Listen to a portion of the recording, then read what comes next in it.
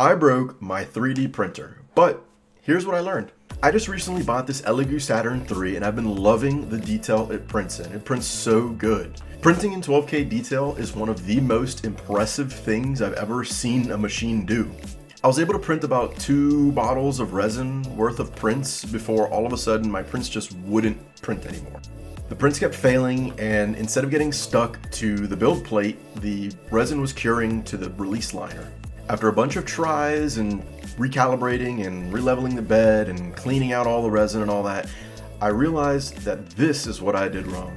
Of course, I had experienced print failures before. It's just in the past, what I had done is I'd taken this plastic wedge and scraped the remaining cured resin from the bottom of the release liner, and I didn't realize how delicate that release liner really was. And you know what? It's really easy, as it turns out, to scratch it, dent it, mar it, make it opaque, and make it so that the resin doesn't cure very well onto the build plate and instead sticks to the liner. So I took the resin tank out, I drained out all the resin, filtered it back into the bottle, and sure enough, yep, it was dented.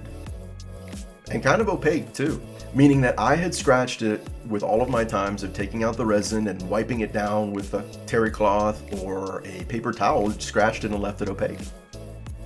I ordered some new liners and gathered everything I thought I'd need, but listed here are all the things you absolutely will need. You'll see on the table I also have a small torque wrench that I didn't end up using but wanted to have just in case. You'll need Allen keys or sockets in 3mm, 2.5mm, and 2mm.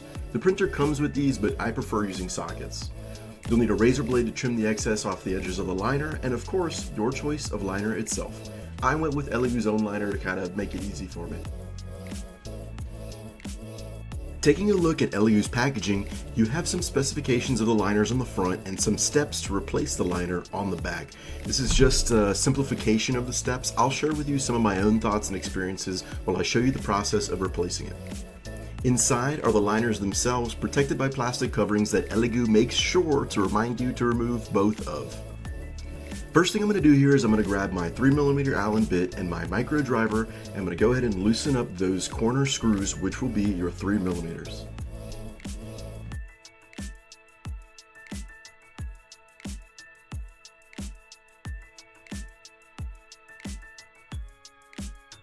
Next, I'll swap in my 2.5mm socket and get to work loosening up those edge screws.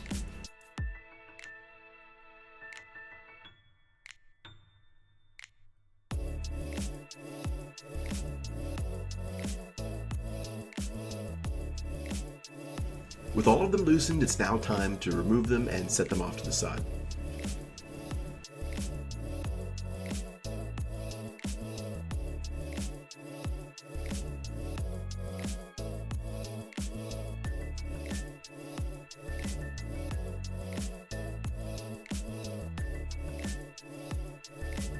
With all of those screws out and off to the side, I found it was easiest to just push up on the liner with your finger to separate the sandwich plate from the tank walls. I mean, you're replacing it anyway, so I figured this doesn't do much harm. Then you can flip it over and you'll see all of the remaining 2mm screws you have to remove.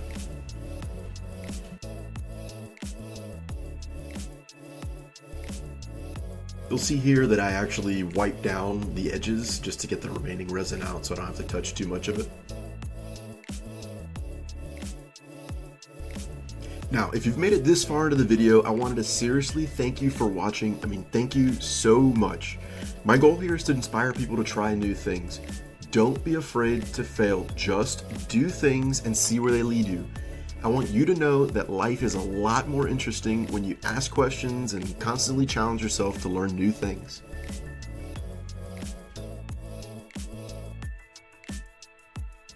With all your 2mm screws removed, you can now separate the two halves of the sandwich plate and remove your old liner that you're replacing.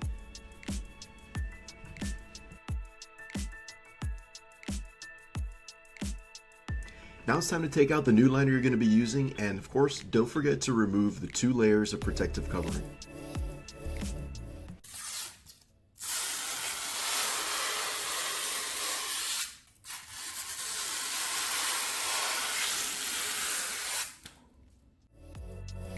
The thicker clear sheet that you're left with is your liner, and you want to put that as straight as possible in between those sandwich plates.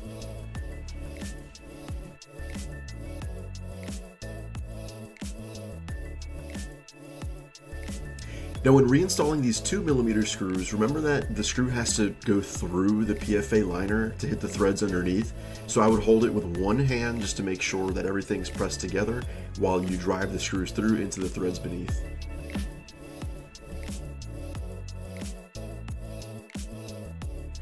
These screws should all be pretty much just finger tight.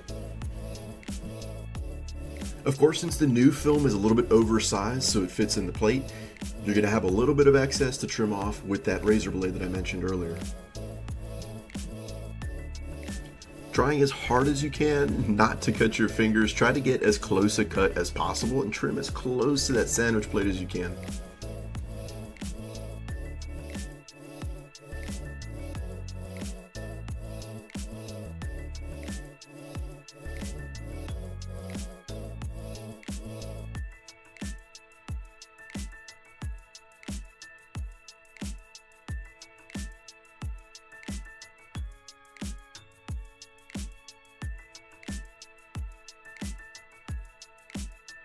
At this point, you might find yourself a little bit concerned that the liner is a little too loose, but don't worry, that's going to tighten up once you install it onto the actual tank. When reseating the sandwich plate, just make sure the countersunk holes are facing you.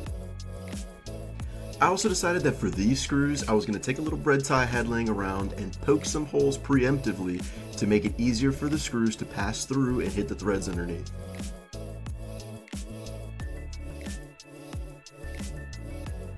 You'll notice that each screw I tighten is opposite to the last one. Once all of them are tightened, I kind of go over them one more time and make sure they're just all evenly finger tight. And there you go. Your release liner is now replaced and you're ready to get to leveling your bed. With my bed re-leveled and about 10.5 hours of print time later, I have great success. My print came out perfect. Check it out.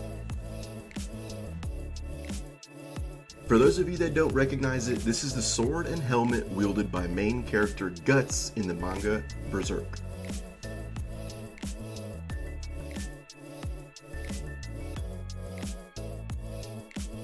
Hey guys, I just wanted to take a quick second to thank you all for watching my video. If you enjoyed it, please don't forget to hit like and subscribe so you can see my next uploads.